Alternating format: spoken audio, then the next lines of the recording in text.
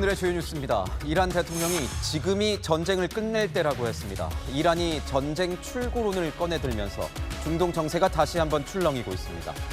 정부가 고시원에 욕조 설치를 허용하는 방안을 재검토하기로 했습니다. 청년층의 거센 반발에 한 발 물러선 겁니다. 제주 여성 실종 사건을 담당했던 경찰관이 수사 시스템에 사망이라는 거짓 사유를 입력해서 사건 기록 자체를 삭제한 걸로 파악됐습니다. 뉴스에 시작합니다. 김윤수입니다. 이란 대통령이 지금 이 시점이 전쟁을 끝낼 적기라고 밝혔습니다. 미국이 대대적인 경제 압박을 예고한 상황에서 종전 필요성을 언급한 겁니다. 6개월 가까이 이어지고 있는 전쟁에 또 다른 변수가 등장했습니다. 오늘의 첫 소식, 손주영 기자가 보도합니다.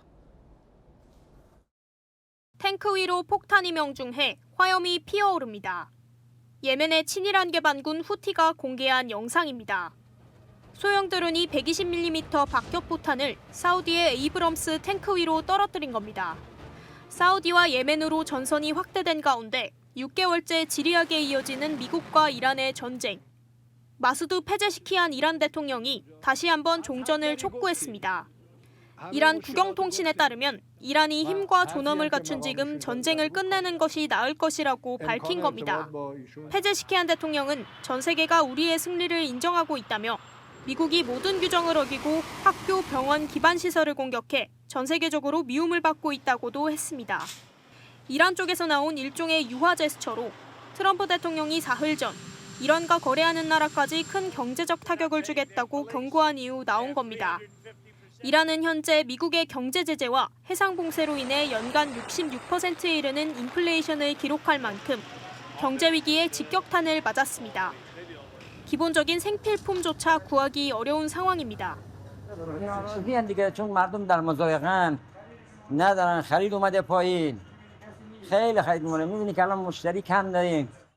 이런 가운데 모하마드 바게르 갈리바프 이란 의회 의장도 아무리 막강한 군사력을 갖췄다 해도 국민이 굶주리고 경제 성장 등이 없다면 살아남을 수 없다며 어려운 상황을 인정했습니다. 한편 이란 외무부는 미국의 제재가 경제 테러이자 반인도적 범죄라며 국제적인 여론 환기에 나섰습니다. 채널A 뉴스 손주영입니다. 트럼프 대통령은 압박을 거듭 이어가고 있습니다. 호르무즈 해협은 지금 미국의 영토라고 또다시 선언했습니다. 그런데 미국 안에선 자신이 탄핵당할지도 모른다며 이 중간 선거에서 한 표를 달라 호소했습니다. 손인혜 기자입니다.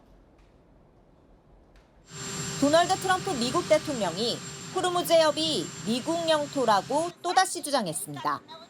We have total control of that entire region having to do with the Strait of Hormuz.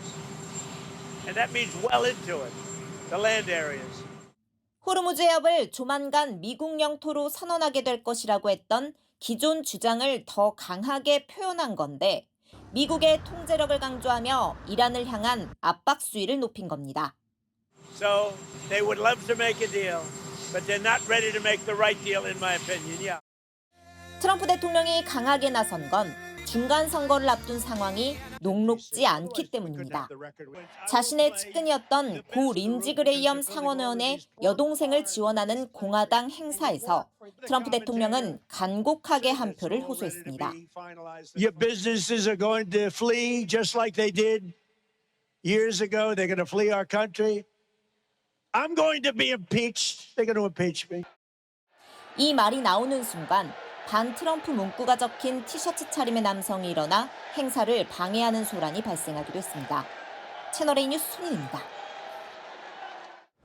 국토부가 고시원에 책상 대신 욕조를 설치할 수 있게 허용하는 방안을 재검토하기로 했습니다. 버스하우스에 이어 청년들을 또다시 우롱하냐는 반발 속에 결국 정부가 한 발 물러선 모양새입니다. 보도에 송채은 기자입니다.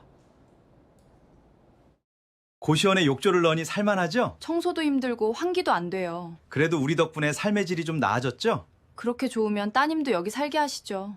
그건 아니고. 고시원에 욕조를 넣으니 정부의 살만하죠? 고시원 욕조 설치 완화 규정 발표 후 그래도 우리 SNS에 덕분에 올라온 삶의 질이 좀 AI 나아졌죠? 제작 영상입니다. 그렇게 좋으면 따님도 여기 국토교통부는 지난 12일 청년 주거 환경 개선을 위해 욕조 설치를 허용하고 책상을 반드시 두는 규정도 없앤다는 내용의 고시원 건축 규제 완화안을 발표했습니다.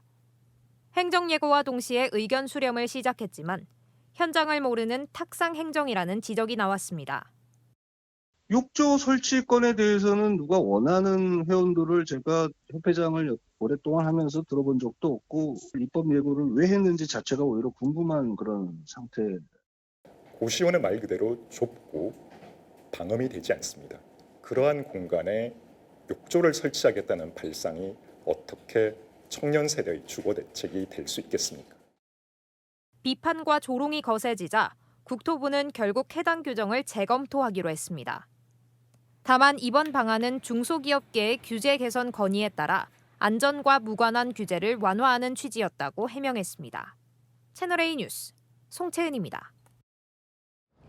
부동산 정책을 두고 부정적인 여론이 커지면서 여권은 공급 속도전에 집중하고 있습니다. 그런데 이게 쉽지가 않아 보입니다. 국토부 장관에 이어서 오늘은 민주당까지 나서 이 오세훈 서울시장 설득에 나섰지만 또다시 평행성만 확인하고 돌아섰습니다. 신희철 기자입니다. 어제 공개된 여론조사입니다. 부동산 정책에 예민한 서울 지역에서 이재명 대통령 지지율이 한 주 만에 10%포인트 하락했습니다. 정부와 여당은 주택 공급 대책 마련에 사활을 걸었습니다. 김윤덕 국토교통부 장관에 이어 더불어민주당 서울시당 위원장인 김영배 의원이 오세훈 서울시장을 만났습니다. 정부는 용산공원 일부의 청년주택을 조성하고 서울 그린벨트 규제를 완화하는 방안 등을 검토하고 있습니다. 양측은 여전히 평행선을 달렸습니다. 김 의원은 오 시장이 3년 전 서리풀 지구 그린벨트 해제를 제안했던 점을 거론하며 추가 해제에 반대하는 현재 입장을 비판했습니다. 서울 시민들이 겪고 있는 주거의 어려움에 비하면 너무 자기 중심에 자기 정치만 하는 거 아니냐. 오 시장 측은 시민 삶의 질이 달린 용산공원 본체 부지를 주택 공급에 활용할 수 없다는 입장을 고수했습니다. 또 당시 서리풀 지구는 이미 훼손된 지역에 한해 제한적으로 검토했던 것이라며 미래 세대를 위해 추가적인 그린벨트 해제는 없다는 원칙을 분명히 했다고 반박했습니다. 대신 탄천물 재생센터 등 주택 공급이 가능한 대체 부지들을 적극 물색하겠다고 밝혔습니다. 채널A 뉴스 신희철입니다. 오늘 서울을 포함해 전국 곳곳에 요란한 소나기가 쏟아졌습니다. 이 비가 그치면 좀 시원해지려나 싶은데 오히려 찜통 더위가 찾아옵니다. 무려 3개나 동시에 발생한 이 태풍이 큰 변수가 될 것 같습니다. 취재기자 연결하겠습니다. 안보겸 기자, 지금도 비가 오고 있습니까? 네, 조금 전까지는 약한 비가 내리다가 지금은 비가 그쳤습니다. 오늘 낮부터 시작된 빗줄기는 거세졌다 약해졌다를 반복하고 있는데요. 예상보다 강수량이 많아지면서 제 뒤로 보시는 것처럼 청계천 역시 통제된 상태입니다. 그럼 이제 무더위가 좀 어떻게 안 꺾일까요? 그렇진 않습니다. 비가 오늘 밤 그치고 나면 내일부터는 다시 찜통 더위가 시작됩니다. 곳곳에서 강한 비가 내리면서 오늘 오후 경기 가평과 강원 춘천, 세종과 경북 울진에 호우주의보가 발효되기도 했습니다. 하지만 곧바로 내일부턴 30도를 웃도는 무더위가 시작돼 곳곳에 폭염특보가 내려진 상태입니다. 오늘 내린 비로 습도도 높아져 꿉꿉한 날이 될 전망입니다. 체감온도가 높은 더위, 그러면서 폭염특보가 조금 확대되거나 일부 강화될 수 있는 그런 상황이 당분간은 좀 이어진다. 이런 가운데 오늘 중국 잔장 서쪽 해상에서 19호 태풍 나라와 타이완 동쪽 해상에서 20호 태풍 개나리가 잇따라 발생했습니다. 18호 태풍 사우델은 괌 북동쪽 해상에서 세력을 강화하며 북상 중이어서 이들 태풍의 진로가 다음 주 날씨의 변수가 될 전망입니다. 지금까지 청계천에서 전해드렸습니다. 수십 미터 이 건물 옥상 위에 아슬아슬하게 서 있는 이 남성 보이십니까? 여차하면 뛰어내리겠다면서 무려 5시간 동안 투신 소동을 벌였습니다. 왜 이렇게 위험한 일을 벌인 건지 김선범 기자가 보도합니다. 고층 건물 옥상에 남성 한 명이 서 있습니다. 난간에 걸터 앉은 모습이 금방이라도 떨어질 듯 위태롭습니다. 아래엔 만약의 사태에 대비해 에어매트가 설치됐습니다. 시민들은 걱정스런 눈으로 지켜봅니다. 이 50대 남성 어제 오후 5시쯤 19층 오피스텔 건물 옥상에서 뛰어내리겠다며 112 신고를 했습니다. 당시 술에 취한 상태였습니다. 경찰이 설득한 끝에 남성은 5시간이 지난 뒤 스스로 내려왔습니다. 투신 소동이 벌어지는 동안 일대 도로가 통제돼 퇴근길 정체가 빚어졌습니다. 앞서 남성은 같은 날 새벽 노상방뇨로 범칙금을 부과받은 뒤 112에 40차례 넘게 전화를 걸고 욕설을 하다 현행범으로 체포됐습니다. 훈방된 직후 건물 옥상에 올라가 투신 소동을 벌인 겁니다. 경찰은 남성이 실제 뛰어내릴 의도는 없었다고 보고 남성에 대해 구속영장을 신청했습니다. 채널A 뉴스 김선범입니다. 아파트 입주 청소를 부탁했는데 오히려 청소업체가 이 거실 한복판에 오물을 쏟아부었습니다. 이 일이 벌어지기 직전에 집주인과 이 청소업체 관계자가 실랑이를 벌였다는데 김승희 기자가 취재했습니다. 한 남성이 커다란 통을 들고 집안 거실로 향합니다. 네네. 이후 통 안에 있던 액체를 바닥에 뿌려버립니다. 여기 물 없었잖아요. 거울 속에선 아기를 하는 한 여성이 이 광경을 지켜보는 모습이 보입니다. 최근 경기 김포시에서 입주 청소를 맡겼던 집주인 측이 촬영한 영상입니다. 집주인이 실내 인테리어를 마친 뒤 다른 업체에 청소를 맡겼는데 보수 문제로 언쟁이 벌어지자 오물 테러를 당했다는 겁니다. 집주인은 청소가 제대로 되지 않아 작업을 다시 해주길 요구했고 추가 비용을 협의하는 과정에서 실랑이가 벌어졌다고 주장합니다. 결국 집주인 측 신고로 경찰이 출동했고 경찰은 남성을 집 밖으로 내보낸 걸로 알려졌습니다. 집주인 측은 형사고소를 한 뒤 민사소송도 진행하고 있는 걸로 전해졌습니다. 채널A 뉴스 김승희입니다. 제주 30대 여성 실종 사건 관련 새롭게 취재된 소식 전해드립니다. 처음 신고를 받은 경찰관이 이 실종 사건을 덮기 위해서 경찰 내부 시스템에 이 여성이 사망했다고 허위 입력한 정황이 확인됐습니다. 실제로 실종 기록 자체가 삭제됐습니다. 김지우 기자의 보도입니다. 지난 5월 장미란 씨 실종 접수 당일 제주 서부경찰서 소속 A경장은 경찰 내부 전산망에 접속했습니다. A경장은 실종자 프로파일링 시스템에 사건 종결 사유를 장 씨의 사망으로 입력했습니다. 시스템상 실종자 사망이 입력되면 관련 자료는 즉시 삭제됩니다. 생사가 불분명한 상태인데 실종자가 사망 처리되고 내부 기록도 사라진 겁니다. 이 경찰관은 신고자인 남자친구에겐 장 씨와 연락이 됐으니 사건을 종결해야 한다고 얘기했습니다. 장미란 씨가 본인은 잘 있고 신고자한테는 이제 자기 위치를 알려주지 마라라고 통화를 했다. 그래서 종결을 하겠다. 하지만 경찰이 확인한 결과 A 경장과 장미란 씨가 통화한 기록이 존재하지 않는 것으로 알려졌습니다. 장 씨 휴대폰은 사건 종결 다음 날 오전에 거주지로부터 약 2km 떨어진 한림항 인근에서 꺼진 것으로 전해졌습니다. A 경장은 신고 접수부터 자료 삭제 시점까지 보고를 하지 않은 걸로 파악됐습니다. A 경장을 수사 중인 경찰은 전자기록을 허위로 작성한 혐의를 추가로 적용해 수사 중입니다. 채널A 뉴스 김지우입니다. 네, 아는 기자 시작하겠습니다. 사회부 성혜란 기자 나왔습니다. 자, 성 기자. 아니 실종 사건을 담당했던 이 경찰이 전산의 사망으로 허위 입력을 했다는 거잖아요. 네. 도대체 왜 이런 겁니까? 이 사건을 일단 사망 사건으로 조작하려 했다기보다는요. 이 사건 기록 자체를 없애려 했던 건 아니냐 이런 의심이 나오고 있습니다. 이 경찰 내부 시스템에서 실종 사건 기록이 삭제되려면 사망으로 입력이 돼야 합니다. 실제로 이 사망으로 입력을 한 즉시 장미란 씨의 실종 기록은 관리 목록에서 사라졌는데요. 이 시스템은 담당 경찰관이 임의로 이 삭제를 할 수는 없고요. 실종 신고 대상자가 사망을 하거나 또는 보호자가 요구한 경우에만 삭제가 가능합니다. 정말 이해가 안 되는데 만약에 담당 경찰이요 사건 종결을 하지 않았다면 이 장미란 씨를 찾을 기회가 있었던 겁니까? 네, 이게 가장 안타까운 지점인데요. 이 사건이 종결 처리가 된 뒤에도 실종자를 위치에 위치를 파악할 수 있는 그런 상황은 가능했습니다. 장 씨의 휴대전화가 그때도 계속 켜져 있었기 때문인데요.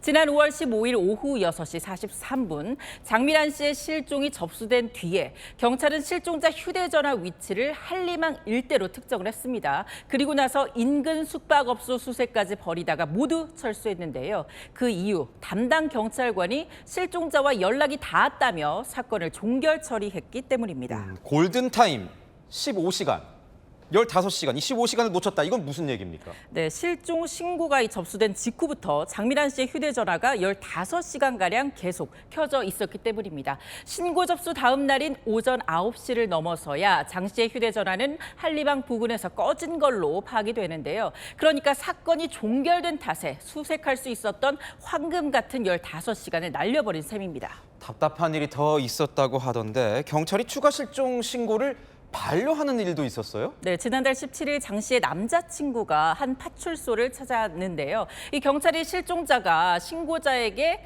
자신의 위치를 알리지 말라고 했다. 이렇게 이야기를 하면서 신고를 반려했다는 게 남자친구의 주장입니다. 결국엔 장 씨의 친척 동생이 신고를 한 뒤에야 재조사가 시작될 수 있었습니다. 어쨌든 처음 이 사건을 조기 종결해버린 이 담당 경찰관 처벌을 받게 되는 거겠죠? 네, 취재를 해보니까 일단 이 경찰관 현재 직위 해제가 된 상태입니다. 이 실종 사건 때문은 아니고요. 실종 재수사가 이어지는 사이 경찰서 여자 화장실에 무단으로 들어간 정황이 적발됐기 때문입니다. 실종 사건으로는 직무유기 혐의로 수사를 받고 있는데요. 전산 기록에 사망으로 허위 입력한 혐의도 밝혀지면서 계속해서 수사가 확대되고 있습니다. 네, 지금까지 아는 기자 성혜란 기자였습니다.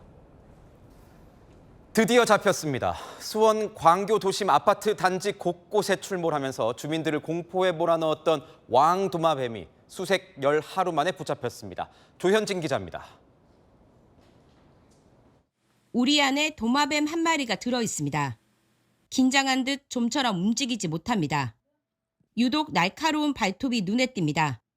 수원 광교 신도시 산책로 일대에 출몰했던 나이 왕도마뱀이 붙잡혔습니다. 산책로 데크를 지나는 도마뱀 모습이 SNS를 통해 확산되면서 수색을 벌인 지 11일 만입니다. 하천에서 제초 작업을 하던 인부가 도마뱀을 발견해 신고했고 수원시와 소방당국이 포획에 성공했습니다. 이 과정에서 다친 사람은 없었고 도마뱀도 외견상 특이사항은 없는 것으로 전해집니다. 수원시는 이 도마뱀이 실종된 것으로 알려진 나이 왕도마뱀인 것으로 확인하고 원소유주인 30대 남성에게 인계했습니다. 2시경에 저희가 소유주가 본인께 맞다 그래서 인계인수조차 완료했습니다. 나이 왕도마뱀은 국제적 멸종 위기종 2급으로 입양하려면 관련 부처에 신고해야 합니다. 성체는 2m까지 자라고 미약한 독성이 있는 것으로 알려져 주민들의 우려를 산 바 있습니다. 지금껏 수원시와 소방당국은 포획틀을 설치하는 등 집중 수색을 벌여왔습니다. 채널A 뉴스 조현진입니다. 드라마 속에서 교권 침해 사례를 속 시원하게 해결해준 교권보호국이 실제로 꾸려졌습니다. 특수부대 출신의 경찰, 변호사, 의사까지 이 현실판 참교육을 위해서 나섰습니다. 정경은 기자의 보도입니다. 교권군 학생들과 싸우려는 게 아닙니다. 괴물들과 싸우려는 겁니다. 당신 뭐야? 교권보호국 감독관. 드라마 속 교권보호국 감독관이 현실에 등장했습니다. 오늘 경기도에서 전국 최초로 교권보호 전담관이 출범한 겁니다. 교권 침해 상황에서 선생님을 보호하는 역할을 맡게 되는데 당초 50명을 뽑을 계획이었지만 1,800여 명이 응모하면서 규모를 300명으로 늘렸습니다. 교권 침해 사안이 접수되면 투입돼 사실 확인부터 법률 자문, 심리 상담, 사후 관리까지 담당합니다. 그간 흩어져 있던 교권 보호 기능을 통합한 겁니다. 선생님뿐 아니라 변호사, 의사, 경찰 출신 등도 다수 포함됐습니다. 특수부대 출신 교사도 포함됐고 응시자 중에는 교수나 회계사도 있었습니다. 서희초 사건이나 참교육 같은 여러 매체를 보면서 같이 이런 교권 침해 사안을 공부는 하기도 했었고 경찰관으로 근무하면서 극한 갈등 현장에서 대응했던 경험이 있습니다. 선생님들께 수사 절차에 대해서 도움을 드리고자 합니다. 교권보호 전담관은 경기교육청이 지난 10일 형사고발한 부천 오정초 학부모 악성민원 사건부터 활동을 시작합니다. 채널A 뉴스 정경은입니다. 금은방을 돌아다니면서 열심히 금을 사들인 여성이 있습니다. 남편이 선물로 사주는 거라면서 자랑 아닌 자랑까지 했는데 이 여성 쇠고랑을 쳤습니다. 수상한 손님의 정체, 김재혁 기자가 보도합니다. 금은방에 들어온 한 중년 여성. 남편에게 생일 선물로 받기로 했다며 순금 30돈 분량 골드바를 주문합니다. 이후 핸드폰을 통해 대금이 이체된 걸 확인한 뒤 금을 챙겨 유유히 사라집니다. 다음 날 다른 금은방에도 출몰한 이 여성. 전날과 똑같은 이유를 대며 순금 50돈을 주문했습니다. 그런데 여성이 이틀 연속 방문한 두 금은방은 같은 업주가 운영하는 곳이었습니다. 업주는 입금 명의자 이름이 다른 점을 수상히 여겨 경찰에 신고했고 결국 여성은 현장에서 검거됐습니다. 경찰 조사 결과 여성은 보이스피싱 조직 현금 수거책이었습니다. 피해자들로부터 수거한 현금을 금은방에서 순금으로 바꿔 조직에 전달한 건데 총 피해 금액이 1억 2천만 원에 달한 것으로 전해집니다. 도로를 달리던 트럭 짐칸에서 무언가 꿈틀거리더니 갑자기 도로 위로 떨어집니다. 길가에 떨어진 동물은 길이 2m에 달하는 대형 사슴과 엘크였습니다. 차량과 충돌할 뻔한 상황이었지만 가장자리로 빠지면서 다행히 별다른 사고는 발생하지 않았습니다. 오늘 오전 경부 고속도로 버스 2대가 파손돼 있습니다. 한 대는 범퍼가 완전히 떨어져 나갔고 다른 한 대는 전면부가 파손됐습니다. 오전 8시쯤 천안 나들목 인근에서 승용차가 앞차를 피하기 위해 1차로로 갑자기 끼어들자 버스가 그대로 승용차를 뒤에서 충돌한 겁니다. 뒤이어 달려오던 버스도 추돌해 승객 1명이 병원으로 옮겨졌습니다. 경찰은 블랙박스 영상과 운전자들의 진술을 토대로 자세한 사고 경위를 조사 중입니다. 채널A 뉴스 김재혁입니다. 이재명 대통령이 죄송합니다라며 사과의 글을 올렸습니다. 정치자금법 위반 혐의로 재판에 넘겨졌다가 2심에서도 무죄가 선고된 노웅래 전 의원을 향해서입니다. 정치 검찰의 패악질 때문에 이 공천을 배제할 수밖에 없었던 건데 무소속 한동훈 의원은 공소 취소 빌드업이라고 맞받았습니다. 이기상 기자입니다. 불법 정치자금 수수 혐의로 재판에 넘겨진 노웅래 전 더불어민주당 의원. 1심에 이어 2심도 무죄를 선고받았습니다. 이재명 대통령은 어제 전체 선거를 위해 정치검찰의 패악질에 편승해 읍참마속할 수밖에 없었다며 선배님 죄송합니다라고 밝혔습니다. 이 대통령은 민주당 대표였던 2024년 총선에서 서울 마포가 편역이던 노 전 의원을 공천 배제했습니다. 김민석 민주당 대표도 조작 기소라며 석고 대죄해야 양심검찰 아니냐고 했습니다. 민주당은 이 사건 당시 법무부 장관이었던 한동훈 무소속 의원을 맹비난했습니다. 저번에 주셨는데 뭘 또 주냐. 저번에 그거 제가 잘 쓰고 있는데 라고 말하는 노웅래 의원의 목소리, 돈봉투 부스럭거린 소리까지도 그대로 녹음되어 있습니다. 무고한 사람을 범죄자로 둔갑시킨 한동훈 의원은 사과하십시오. 한 의원은 위법 수집 증거로 형식적 무죄를 받은 것이라며 국민을 호도하지 말라고 반박했습니다. 항소심 재판부는 검찰의 핵심 자료 상당수가 위법 수집 증거로 배제된 것은 사실이지만 적법하다고 판단한 증거까지 검토한 뒤에도 6천만 원 뇌물, 정치자금 수수가 입증되지 않았다고 판단했습니다. 채널A 뉴스 이기상입니다. 중국에서 테슬라 전기차 300만 대가 리콜됩니다. 차량 문 손잡이가 밖으로 나와 있지 않은 매립형이라서 사고가 났을 때 문을 열기 어렵다는 이유에서입니다. 박건영 기자가 보도합니다. 테슬라가 중국에서 제조, 유통된 차량 298만 대를 리콜하기로 했습니다. 중국 차량 리콜 규모로는 역대 최대입니다. 테슬라의 주력 상품인 모델 3, 모델 Y 등이 포함됐습니다. 문제가 된 건 평소에는 들어가 있다가 손을 대면 문에서 튀어나오는 매립형 손잡이입니다. 사고가 발생했을 때 전력이 끊기면 손잡이가 작동하지 않는 사례가 잇따라 발생하고 있습니다. 미국 블룸버그 통신은 최근 이러한 사고로 15명이 사망했다고 보도했습니다.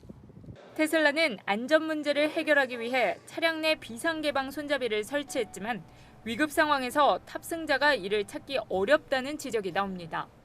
중국 정부는 탑승자가 탈출하기 어렵고 구조 활동을 방해해 안전상 위험을 초래할 수 있다고 지적했습니다. 테슬라는 차량에 경고 라벨을 부착하고 충돌 뒤 창문이 자동으로 내려가도록 소프트웨어를 업데이트할 예정입니다.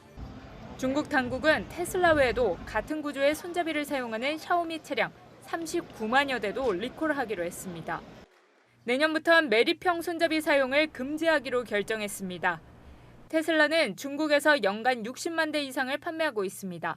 채널A 뉴스 박건영입니다. 중국에서 사람을 오토바이로 친 배달원이 영웅으로 칭송받고 있습니다. 감사패에 더해서 포상금까지 받았습니다. 도대체 무슨 일이 있었던 건지 베이징에서 성시온 특파원이 전합니다. 오토바이가 돌진해 한 남성에게 부딪힙니다. 남성은 그대로 길바닥에 나뒹굽니다.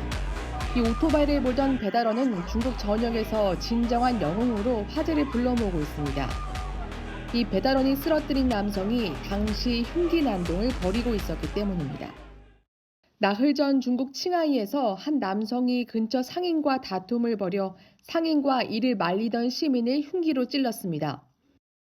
시민들이 더 이상 이 남성을 제압하지 못하고 있을 때 이 배달원은 배달할 음식을 잠시 길에 내려놓은 뒤 곧바로 이 남성에게 돌진했고 그제서야 시민들도 합세해 흉기 난동범을 제압했습니다. 没有，我心里想一下给他撞倒就行了。当时我就没有想太多。 이 배달원은 현장이 정리된 뒤 배달을 계속했습니다. 이 영상이 화제를 불러 모으며 한 전기 이륜차 매장은 오토바이를 선물했습니다. 见义勇为真英雄，小型电动半逆行，温差风速1台，天路小哥一路长虹。 이 배달원이 속한 업체 또한 감사패를 수여하고 포상금 5,000위안, 우리 돈 약 100만 원을 전달했습니다. 마침 배달원의 생일이어서 동료들과 기쁨을 만끽했습니다. 이 배달원은 이 경험이야말로 특별한 생일 선물이라고 말했다고 중국 매체는 전했습니다. 베이징에서 채널A 뉴스 성시온입니다. 짐승과 다를 게 없다. 우크라이나 대통령이 분노했습니다. 러시아가 젤렌스키 대통령의 고향을 공습해서 180명 이상이 죽거나 다쳤습니다. 구조 인력이 모였을 때 다시 한번 그곳을 타격하는 이 더블탭 공습이 피해를 키웠다는 분석입니다. 김용성 기자입니다. 이미 연기가 피오르는 쇼핑센터에 드론이 그대로 날아가 폭발합니다. 엉망이 된 내부에서 시민들이 급히 대피하고 피투성이가 된 어린아이도 구급대원에게 처치를 받습니다. 우크라이나 젤렌스키 대통령의 고향인 크리빌에 의한 쇼핑센터가 러시아의 드론 공습을 당한 겁니다. 이번 공습으로 최소 16명이 숨졌고 130명 이상이 다쳤습니다. 실종자도 최소 9명으로 추정됩니다. Вона на зв'язок поки що не виходить.